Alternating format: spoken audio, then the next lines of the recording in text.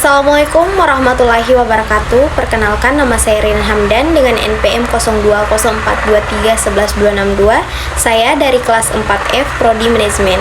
Di sini saya akan mempresentasikan tugas saya dari kelompok 1, yaitu model pengelolaan resiko bisnis dari mata kuliah Resiko Bisnis yang dosen pengampuhnya adalah Ibu Julaiha Husein SEMAB. Baik, selanjutnya kita ke pematerinya.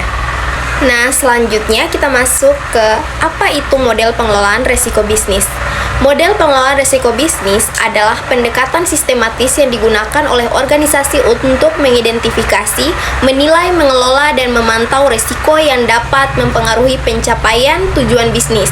Tujuan utama dari model ini adalah untuk meminimalkan potensi kerugian dan memaksimalkan peluang melalui pengelolaan resiko yang efektif. Baik, ke penjelasan selanjutnya, yaitu tujuan dan pentingnya manajemen risiko.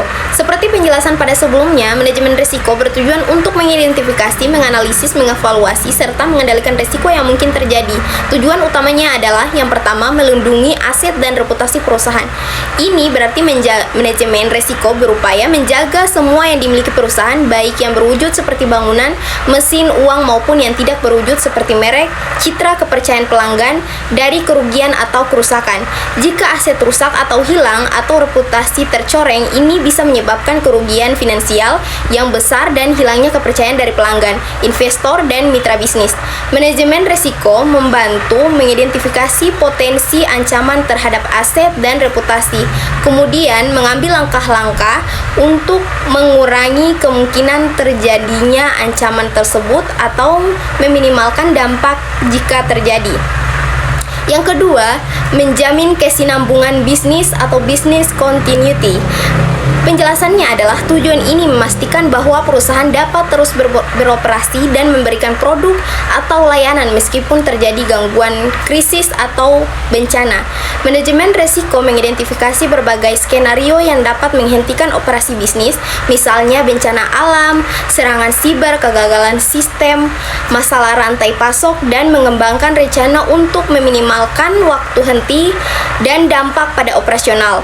Ini melibatkan perencanaan pemulihan bencana, cadangan data, dan strategi alternatif untuk memastikan layanan tetap berjalan.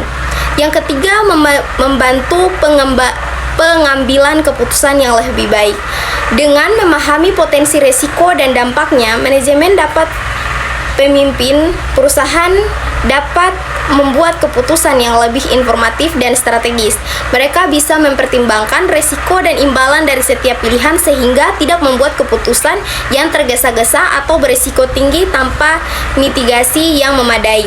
Misalnya, sebelum meluncurkan produk baru atau memasuki pasar baru, manajemen risiko akan mengevaluasi risiko pasar, risiko operasional, dan risiko finansial yang kemudian akan menjadi dasar dalam pengambilan keputusan. Keempat, meningkatkan nilai perusahaan di mata investor dan pemangku kepentingan. Perusahaan yang memiliki praktik manajemen risiko yang kuat cenderung dipandang lebih stabil, dapat diandalkan, dan memiliki prospek jangka panjang yang lebih baik oleh investor, kreditor, dan pemangku kepentingan lainnya seperti karyawan, pemasok, dan regulator. Ini karena manajemen risiko menunjukkan bahwa perusahaan proaktif dapat mengelola ketidakpastian dan melindungi investasinya. Hal ini dapat meningkatkan kepercayaan menarik lebih banyak investasi dan pada akhirnya meningkatkan valuasi atau nilai pasar perusahaan. Singkatnya, manajemen risiko bukan hanya tentang menghindari masalah, tetapi juga tentang menciptakan fondasi yang lebih kuat untuk pertumbuhan dan keberlanjutan bisnis dalam jangka panjang.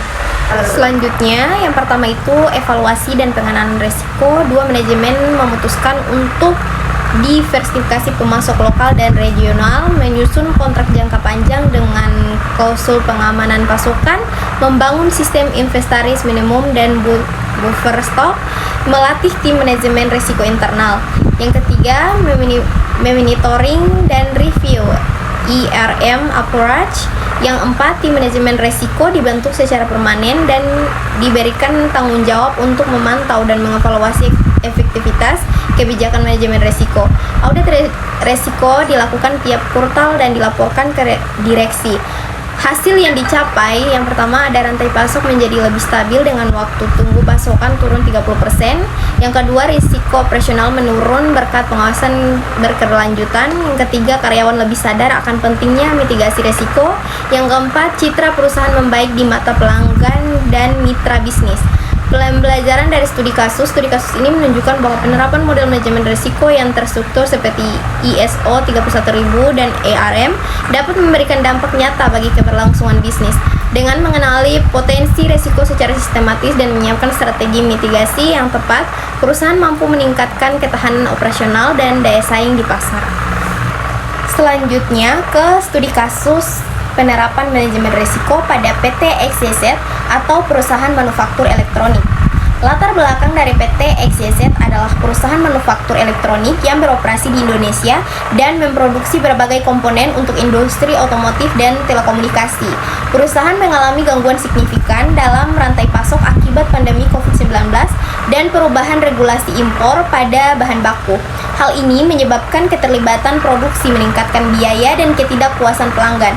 Masalah yang dihadapi yang pertama, ketergantungan tinggi pada pemasok tunggal dari luar negeri. Yang kedua, tidak adanya sistem formal untuk mengidentifikasi risiko sejak dini. Yang ketiga, karyawan tidak memahami peran mereka dalam mitigasi risiko. Yang empat, reputasi perusahaan mulai menurun karena keterlambatan pengiriman. Langkah solusi dari penerapan ISO atau 31000 dan RM, yang pertama itu penerapan konteks ISO 31000. PT XYZ mulai dengan memahami konteks internal dan eksternal yang mempengaruhi operasi bisnis. Resiko dipetakan berdasarkan faktor lingkungan, pemasok, kebijakan pemerintah, dan tren pasar. Masuk ke terakhir yaitu kesimpulan, pengelolaan resiko bisnis merupakan elemen penting dalam memastikan keberlangsungan dan kesuksesan suatu organisasi. Resiko yang tidak dikelola dengan baik dapat menghambat pencapaian tujuan bisnis, merugikan finansial, dan merusak reputasi perusahaan. Oleh karena itu dibutuhkan pendekatan sistematis melalui model manajemen resiko yang terstruktur dan dapat diterapkan secara konsisten.